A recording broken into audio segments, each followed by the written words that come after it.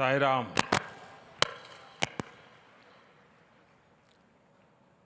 అందరూ మహానుభావులు, అందరికీ వందనములు.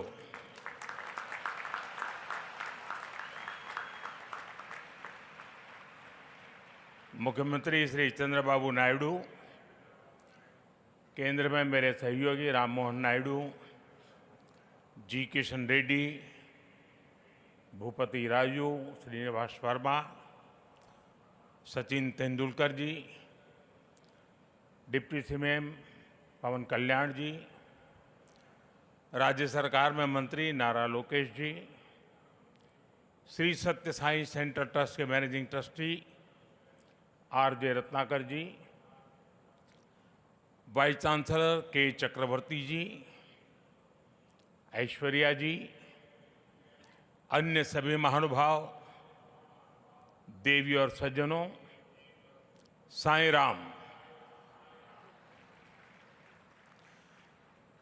साथियों,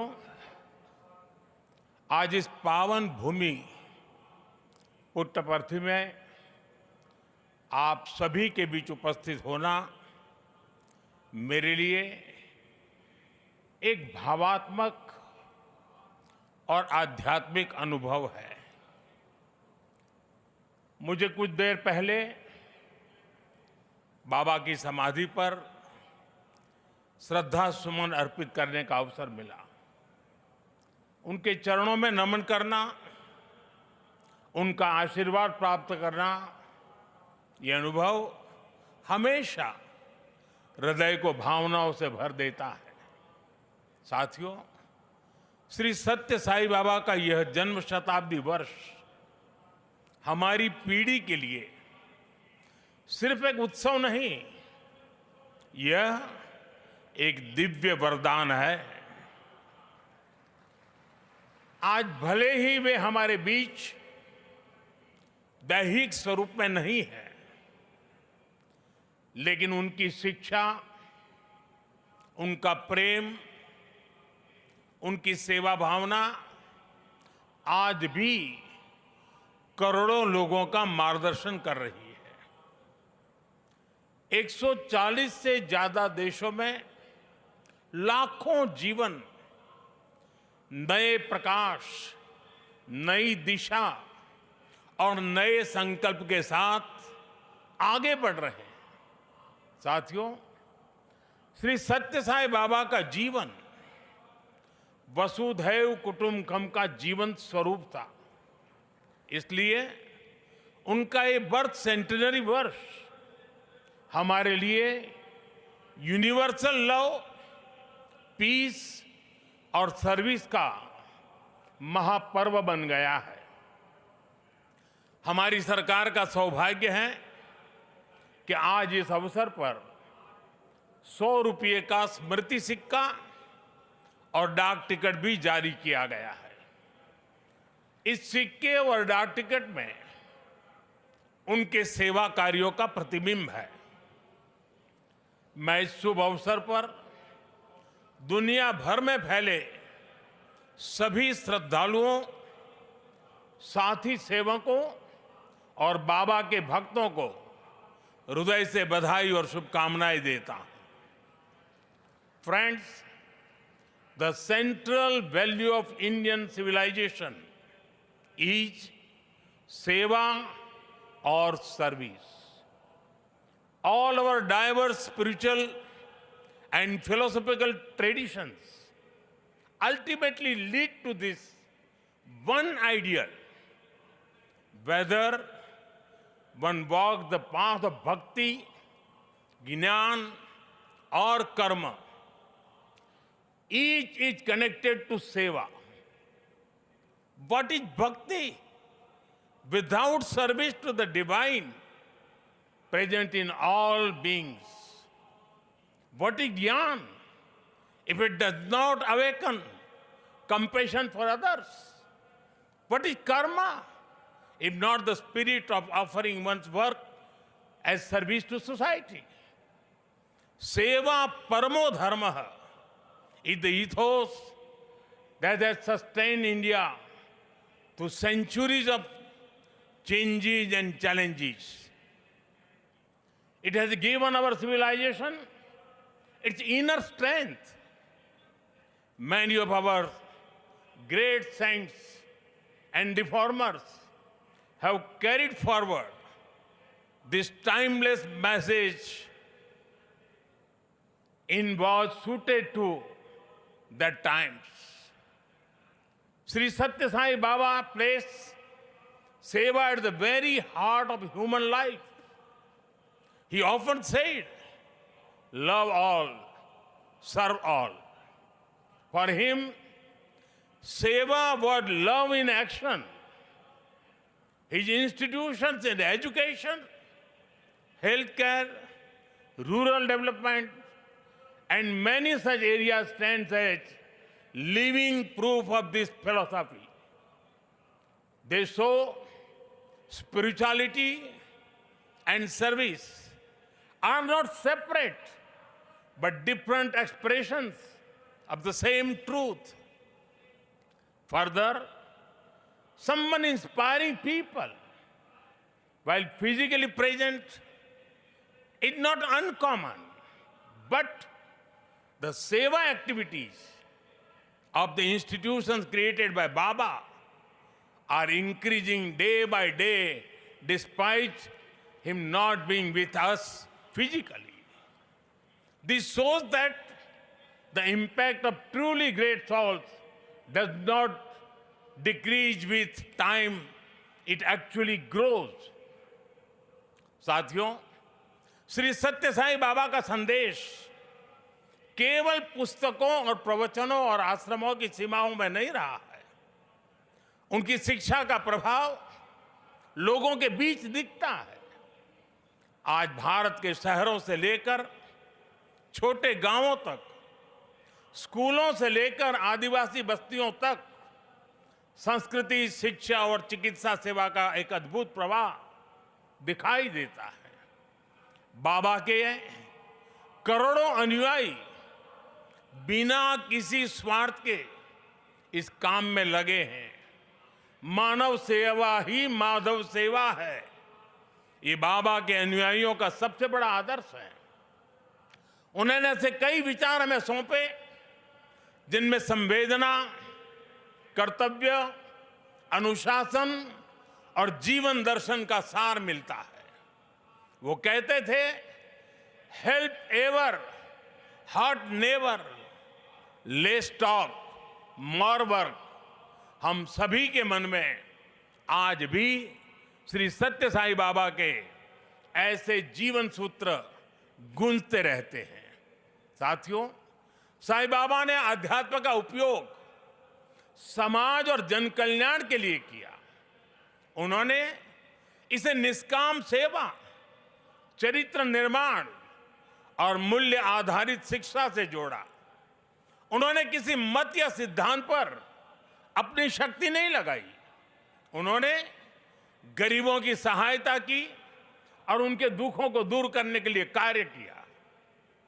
मुझे याद है, गुजरात के भूकंप के बाद पीड़ितों को राहत पहुंचाने में बाबा का सेवा दल और सारे सेवाव्रती आगे की पंक्ति में आकर के खड़े हो गए थे। उनके अनुयायी पूरी निष्ठा से कई दिनों तक सेवा में जुटे रहे। उन्होंने प्रभावित परिवारों तक सहायता पहुंचाने, आवश्यक सामग्री उपलब्ध कराने और मानसिक सामाजिक सहयोग देने में महत्वपूर्ण योगदान दिया। साथियों, एक मुलाकात में अगर किसी का हृदय पिघल जाए, किसी के जीवन की दिशा बदल जाए, तो इससे उस व्यक्ति की महानता का पता चलता है। आज यहां इस कार्यक्रम में भी हमारे बीच ऐसे कई लोग हैं जिन पर सत्य साई बाबा के संदेशों का गहरा असर हुआ और उनका पूरा जीवन बदल गया। साथियों, मुझे संतोष है कि श्री सत्य साई बाबा की प्रेरणा से साई सेंट्रल ट्रस्ट और उससे जुड़े संगठन सेवा को ऑर्गेनाइज, इंस्टीट्यूशनल और लॉन्ग टर्म व्यवस्था के रूप में आगे बढ़ा रहे हैं। आज एक व्यवहारिक मॉडल के रूप में हमारे सामने है। आप सभी पानी, housing, health care, nutrition, disaster support और क्लीन एनर्जी जैसे क्षेत्रों में अद्भुत कार्य कर रहे हैं। मैं कुछ सेवा कार्यों का विशेष तौर पर जिक्र करना चाहूंगा। जैसे रायलसीमा में पीने के पानी की गंभीर समस्या थी, तब ट्रस्ट ने 3000 किलोमीटर से ज्यादा लंबी पाइपलाइन बिछाई।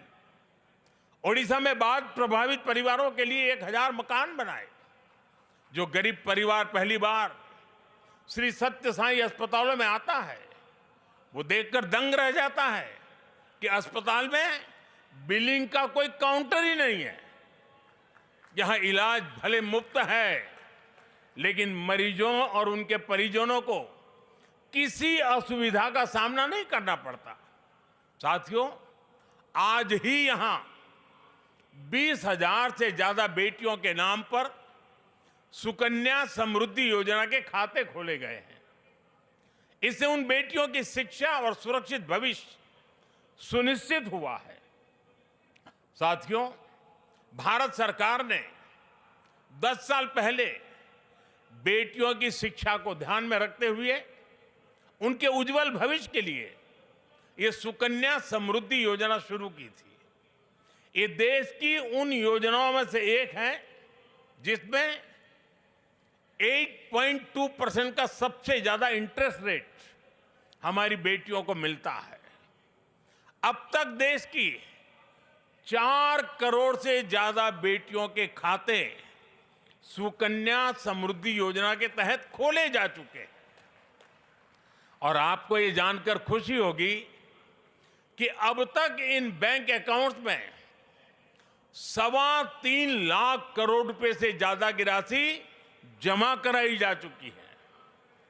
ये प्रयास बहुत अच्छा है कि श्री सत्य साई परिवार ने यहां 20,000 सुकन्या समृद्धि खाते खुलवाने का नेक काम किया है। वैसे मैं काशी का सांसद हूं, तो एक उदाहरण वहां का भी दूंगा। पिछले साल फरवरी में हमने वहां 27,000 बेटियों के सुकन्या समृद्धि खाते खुलवाए थे और हर बेटी के बैंक खाते में 300 रुपये भी ट्रांसफर किए गए थे। बेटियों की एजुकेशन और बेहतर भविष्य में सुकन्या समृद्धि योजना बड़ी भूमिका निभा रही है। साथियों, देश में पिछले 11 वर्ष में ऐसी अनेक योजनाएं शुरू हुई हैं जिन्होंने नागरिकों की सामाजिक सुरक्षा को, सोशल सिक्योरिटी कवच को बहुत मजबूत कर दिया है और देश के गरीब, वंचित निरंतर सोशल सिक्योरिटी के दायरे में आ रहे हैं। 2014 में देश में 25 करोड़ लोग ही सोशल सिक्योरिटी के दायरे में थे। आज मैं बड़े संतोष के साथ कहता हूं और बाबा के चरणों में बैठ करके कहता हूं, आज ये संख्या करीब करीब 100 करोड़ तक पहुंच चुकी है। भारत की गरीब कल्याण की योजनाओं की, सोशल सिक्योरिटी देने वाली योजनाओं की विदेशों तक सभी इंटरनेशनल फोरम में चर्चा हो रही है। साथियों, आज ही यहां मुझे गोदान के कार्यक्रम में सहभागी होने का भी अवसर मिला है। ट्रस्ट द्वारा 100 गायें गरीब किसान परिवारों को दी जा रही है। हमारी परंपरा में गौ माता को जीवन, समृद्धि और करुणा का प्रतीक माना गया है। ये गायें इन परिवारों की आर्थिक, पोषण संबंधी और सामाजिक स्थिरता में सहायक होगी। साथियों, गौ माता के संरक्षण से समृद्धि का संदेश देश विदेश के कोने कोने में दिखता है। कुछ वर्ष पहले राष्ट्रीय गोकुल मिशन के तहत वाराणसी में 480 से ज्यादा गीर गायें वितरित की थी और मेरा एक नियम था कि जो पहली बछड़ी होती थी वो मैं वापस लेता था और दूसरे परिवार को देता था। आज वाराणसी में गीर गायों और बछड़ों की संख्या लगभग 1700 हो गई है और वहां हमने जो एक परंपरा शुरू की है, जो गाय वहां वितरित की गई है, उनसे पैदा हुआ मादा बछिया को दूसरे इलाके के किसानों को मुफ्त दिया जाता है। इसलिए इन गायों की संख्या भी बढ़ रही है। मुझे याद है 60-8 साल पहले अफ्रीका में रवांडा की यात्रा के दौरान मैं एक गांव में वहां गया था और वहां भारत की 200 गीर गायें भेंट की थी और ये दान देने वाली परंपरा वहां भी है। वहां गिरिंका नाम की प्रथा है जिसका अर्थ है मे यू हैव अ काऊ। इसमें गाय से पैदा होने वाली पहली मादा बछिया को पड़ोसी परिवार को दान देता होता है। इस प्रथा से वहां न्यूट्रिशन, मिल्क प्रोडक्शन, इनकम और सोशल यूनिटी बढ़ी है। साथियों, ब्राजील ने भी भारत की गीर और कांकरे नस्लों को अपनाकर उन्हें आधुनिक तकनीक और वैज्ञानिक प्रबंधन के साथ आगे बढ़ाया है और आज वे बेहतर डेयरी परफॉर्मर्स का स्रोत बन गई है। ये सभी उदाहरण बताते हैं कि जब परंपरा, करुणा और वैज्ञानिक सोच एक साथ चलती है तो गाय आस्था के साथ ही सशक्तिकरण, पोषण और आर्थिक प्रगति का साधन बन जाती है। और मुझे खुशी है कि आप इस परंपरा को यहां बहुत नेक नियत के साथ आगे बढ़ा रहे हैं। साथियों, आज देश कर्तव्य काल की भावना के साथ विकसित भारत की दिशा में आगे बढ़ रहा है। इस लक्ष्य को पाने के लिए नागरिक भागीदारी आवश्यक है और इसमें सत्य साईं बाबा का ये जन्म शताब्दी वर्ष हमारी बड़ी प्रेरणा है। मेरा आग्रह है कि इस वर्ष हम विशेष तौर पर वोकल फॉर लोकल के मंत्र को मजबूत करने का संकल्प लें। विकसित भारत बनाने के लिए हमें लोकल इकोनॉमी को बढ़ावा देना ही होगा। हमें याद रखना है, जब हम स्थानीय उत्पाद खरीदते हैं तो हमें एक परिवार, एक छोटे उद्यम और स्थानीय सप्लाई चेन को सीधे सशक्त बनाते हैं। इसी से आत्मनिर्भर भारत का रास्ता भी तैयार होता है। साथियों, आप सभी श्री सत्य साईं बाबा की प्रेरणा के साथ राष्ट्र निर्माण में अपना निरंतर योगदान दे रहे हैं। इस पावन भूमि में वाकई एक अद्भुत शक्ति है। यहां आने वाले हर व्यक्ति की वाणी में करुणा, विचारों में शांति और कर्म में सेवा का भाव दिखने लगता है। मुझे विश्वास है, जहां भी अभाव या पीड़ा दिखाई देगी, वहां आप इसी तरह एक आशा, एक प्रकाश बनकर खड़े होंगे। इसी भावना के साथ मैं सत्य साईं परिवार, सभी संस्थानों, सभी सेवा दल के सेवाव्रती और देश दुनिया से जुड़े सभी श्रद्धालुओं को प्रेम, शांति और सेवा के इस यज्ञ को आगे बढ़ाने के लिए हृदय से शुभकामनाएं देता हूं। बहुत बहुत धन्यवाद। साईं राम।